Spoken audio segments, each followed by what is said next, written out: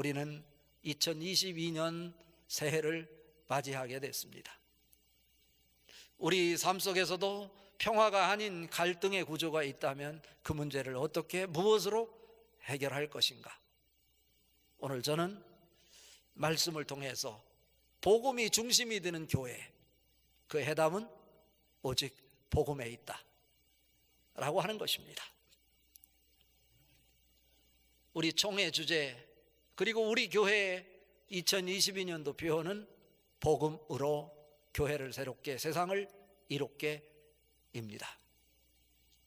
자, 오늘 말씀을 통해서 우리에게 보여주는 메시지는 뭐냐면, 우리에게 아무리 많은 문제가 우리를 뒤흔들고 있다 할지라도 모든 문제의 마스터키는 오직 복음에 있다라고 하는 것입니다. 오늘 읽은 말씀 14절 말씀 같이 한번 읽어봅니다. 요한이 잡힌 후 예수께서 갈릴리에 오셔서 하나님의 복음을 전파하여. 모든 문제의 뿌리는 죄에 있습니다. 이 사실을 놓쳐서는 안 됩니다. 그리고 죄로부터 만들어진 이 문제, 평화를 깨는 것들, 행복을 깨는 것들, 해답이 어디 있을까? 오직 예수 그리스도이십니다. 복음입니다. 복음의 중심은 예수 그리스도입니다. 오늘 말씀은 요한이 잡힌 후에로 시작됩니다. 세례 요한은 요단강에서 유대인들에게 세례를 주며 회개를 외쳤고, 특별히 그 세례를 통해서 죄 씻음을 받는 이런 의식을 거행했습니다. 광야에서 외치는 자의 소리로 그가 세례를 주고 그가 한 사역들, 모든 것들 다 그것은 예수 그리스도를 소개하는 선구자적 역할을 감당한 것입니다. 그런데 이 세례 요한이 감옥에 갇히게 되었다. 이것은 결국 무엇을 얘기하냐면, 세례 요한이 사역이 마감되고 예수님의 사역이 새롭게 시작된다라고 하는 것을 암시합니다. 세례 요한이 감옥에 갇힌 이유는 어디에 있습니까? 당시에 헤롯 안티파스 분봉왕이 자기의 이복 동생이었던 헤롯 빌립의 아내 헤로디아를 자기 아내로 가로채면서 문제제기가 되었습니다.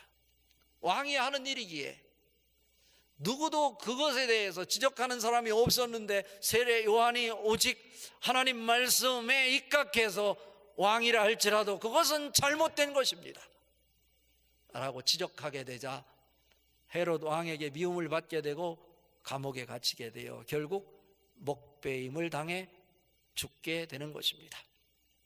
이제 드디어 예수님의 사역이 시작됩니다. 그런데 예수님의 사역이 어디로부터 시작되냐? 갈릴리로부터 사역이 시작된다라고 성경은 기록하고 있습니다. 실제로는 예수님의 사역이 유대 광야에서 시작되지요. 마귀에게 시험을 받고 유대 광야에서 사역을 시작하고 있지만, 그리고 마가복음 10장에 보면 베레아에서 일정 부분 사역을 감당하시지만, 복음서는 한결같이 유대에서 사역을 하신 것을 생략하시고 무엇을 얘기하냐면, 갈릴리에서 예수님께서 사역을 시작해서 갈릴리에서 모든 사역을 마무리하시고 예루살렘에 올라오셔서 십자가에 못 박혀 돌아가셨다가 3일 만에 살아나시는 것으로 기록하고 있습니다. 왜 갈릴리일까? 라고 하는 거죠. 당시에 이스라엘의 중심 도시는 갈릴리가 아니었습니다. 이스라엘의 중심 도시는 예루살렘이었습니다. 정치적 중심 역할을 예루살렘이 했습니다. 경제적, 무역, 그리고 사회, 교육, 전 분야가 우리나라의 서울 중심으로 모든 것이 이루어지는 것처럼 그 당시에도 예루살렘 중심으로 모든 것이 이루어졌습니다. 갈릴리는 예루살렘으로부터 멀리 떨어져 있는 어촌입니다. 예루살렘에서 그들의 삶을 지탱하지 못하고 예루살렘으로부터 떠난 사람들이 모여 사는 바다 사람들입니다. 왜 이런 예수님의 사역이 예루살렘이 아닌 갈릴리에서 중심을 이루었을까요? 예수님이 종의 모습으로 오셨고 종으로서 하나님의 사역을 감당하셨다고 하는 것을 부각하기 위해서 마가가 특히 그 부분을 강조하고 있는 것입니다. 그런데 결국 어떻게 됐습니까? 보잘것없는 어촌, 갈릴리 바다, 뱃사람들, 고기를 잡고 그물을 기으면서 살아야 됐던 그들인데, 그곳에 예수님이 개입하심으로 인해서, 예수님이 그 중심이 되어 사역하심으로 인해서 갈릴리는 세계가 주목하는 세계 선교 중심지가 되었다라고 하는 사실입니다. 코로나19 팬데믹으로 대립과 갈등 구조 속에서 삶의 중심을 잡지 못하고 있는 이 시대에 문제와 해결책은 오직 복음에 있습니다. 세상의 희망이 사라져갈 때 언제나 교회는 세상의 희망이었고 세상의 빛이었습니다. 온 땅이 흔들릴 때도 교회는 세상의 버팀목이 되어 왔습니다. 선교 초기, 일제강점기, 6.25 이후에 가난했던 시절에는 교회가 그들 모두에게 기쁜 소식이었습니다. 그래서 그들은 그들의 삶의 방향을 세상에서 찾지 않고 교회로 몰려왔던 것입니다. 교회가 그들의 희망이었고 그들의 등불이었기 때문에 그렇습니다. 시간적으로는 세례 요한이 감옥에 갇힘으로, 그리고 공간적으로는 갈릴리에서 예수님의 사역이 시작되었음을 우리에게 가르쳐 줍니다. 우리가 2022년도를 시작하면서 우리의 시선이 세상으로부터 복음으로 예수님에게로 바뀌어질 수 있기를 바랍니다. 그럴 때 우리에게 살 길이 있습니다. 복음, 헬라어로 유앙게리온이라고 합니다. 복음은 회개의 과정을 통해서 그 모습이 드러납니다. 복음은 복음 자체로 의미를 갖는 것이 아니라 회개의 과정을 통해서 복음이 능력이 된다라고 하는 것입니다. 그렇다면 우리에게 요청되는 것이 뭘까요? 회개인 것입니다. 오늘 읽은 말씀 15절 말씀 같이 읽습니다. 이르시되 때가 찼고 하나님 나라가 가까웠으니 회개하고 복음을 믿으라 하시더라.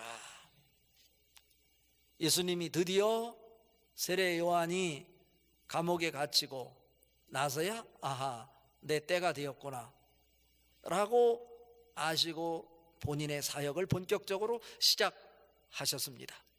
그런데 예수님께서 사역을 시작하는 그 첫 마디가 때가 찼고 하나님 나라가 가까웠으니입니다. 어떤 때를 얘기합니까?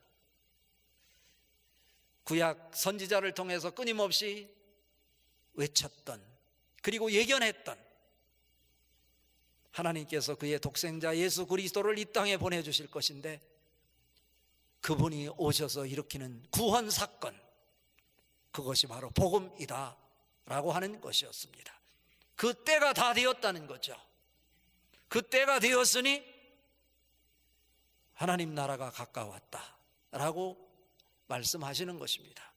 하나님 나라는 하나님께서 직접 통치하시는 영역을 하나님 나라라고 합니다. 바라기는 코로나가 우리의 삶을 어렵게 만들고 있지만, 내 인생 속에, 내 속에서도 갈등이 있고, 내가 속한 가정이나 공동체에도 갈등이 있고 문제가 있지만, 그 갈등을 풀 수 있는 길은 하나님이 직접 통치하는 곳에 샬롬이 만들어지고 하나님 기쁨이 만들어지고 새로운 해결책이 있게 되는 것입니다. 하나님 나라, The kingdom of God이에요. 그 하나님 나라가 가까이 왔다라고 얘기하는 것이죠. 그것을 전제로 하면서 예수님께서 말씀하시는 것이 뭐냐면 회개하라 라고 하는 거죠. 그리고 복음을 믿으라 말씀하십니다. 오늘 저는 회개하라고 하는 이 예수님이 말씀하신 메시지가 무슨 의미인가, 그리고 복음을 믿는다고 하는 것은 무엇을 의미하는가, 오늘 말씀을 통해 같이 살펴보면서 은혜를 나누고, 여기서 말하는 복음도 그냥 복음이 아니에요.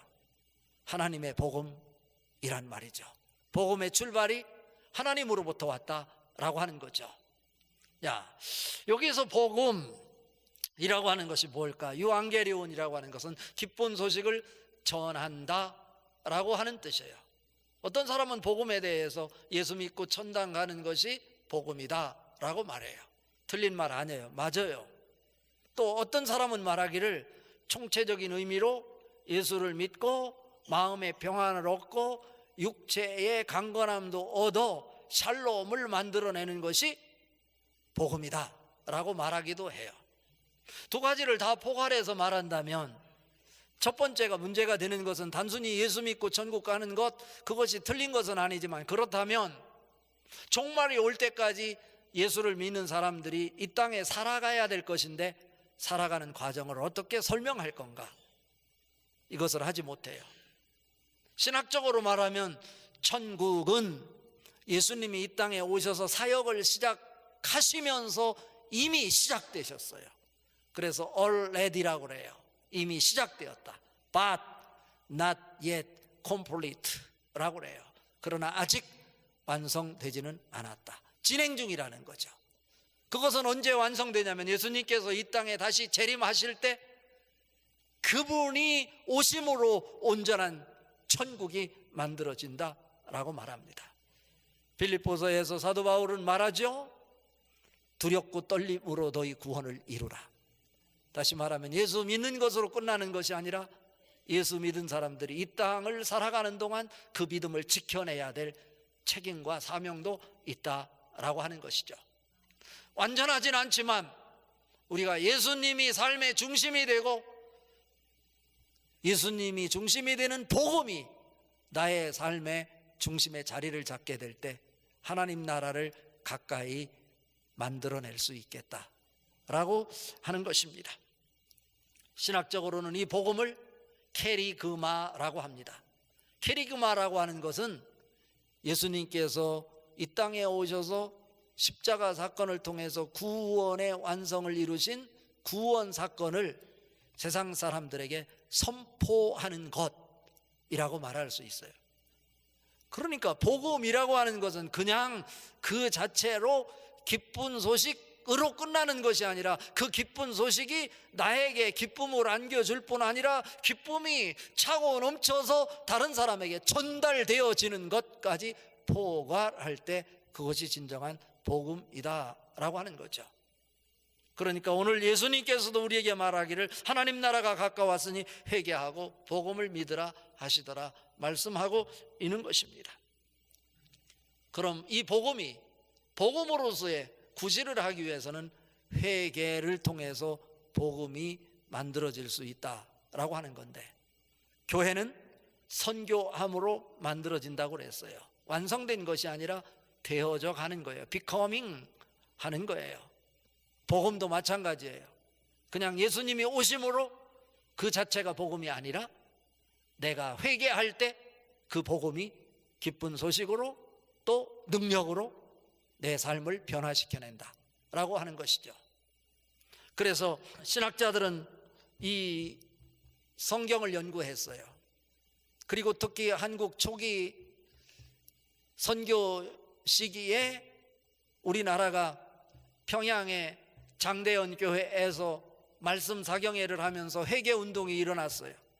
그때부터 우리나라의 새로운 부흥의 물결이 우리 교회를 주도하게 되었고 많은 사람들이 교회로 와서 구원받는 역사를 이루게 됐다고요. 여의도 광장에 100만 명씩 모여서 말씀을 듣고 회개하고 우리가 하나님의 백성임을 온 천하에 공표하는 일도 할 수 있었어요.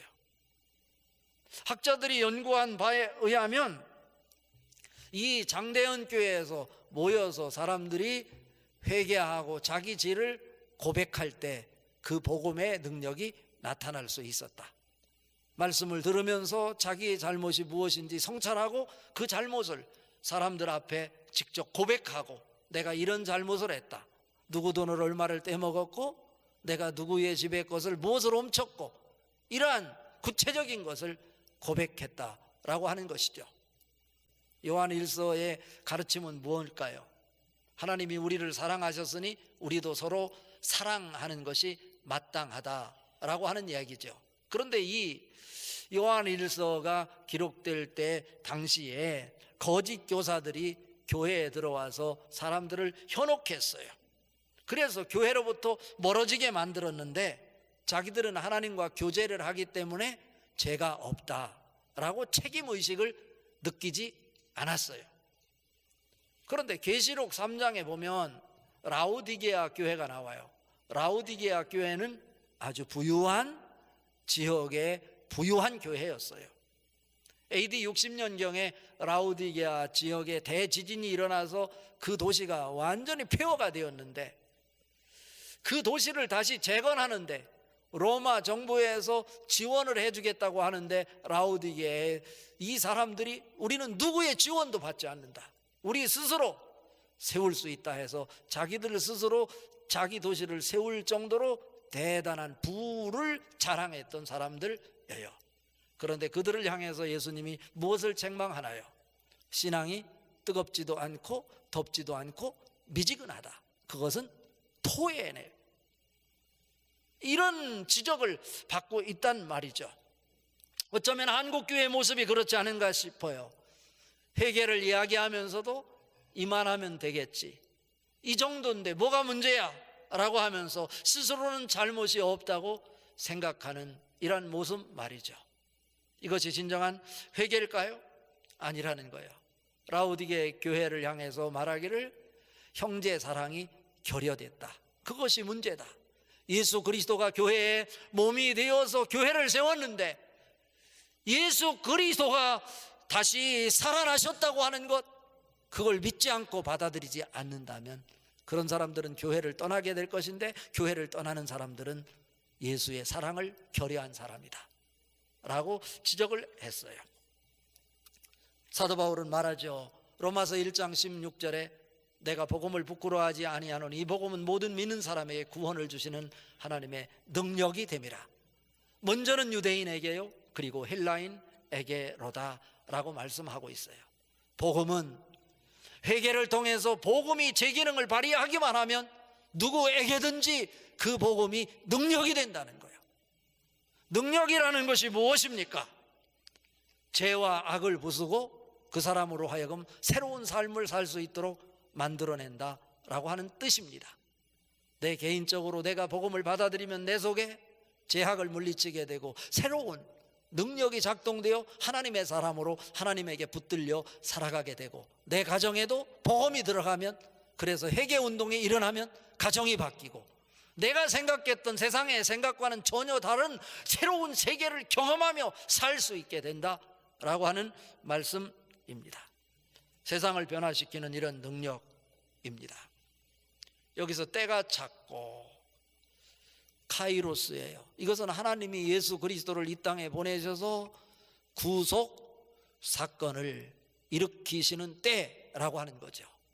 연대기적 시간을 카이로스라고 하지 않고 크로노스라고 그래요. 이것은 시간이 그냥 흘러가는 것 얘기예요. 세상의 시간을 얘기해요. 이것을 내가 직접 경험해야 돼요. 그 능력을 경험하는 시간들이 카이로스라는 거예요.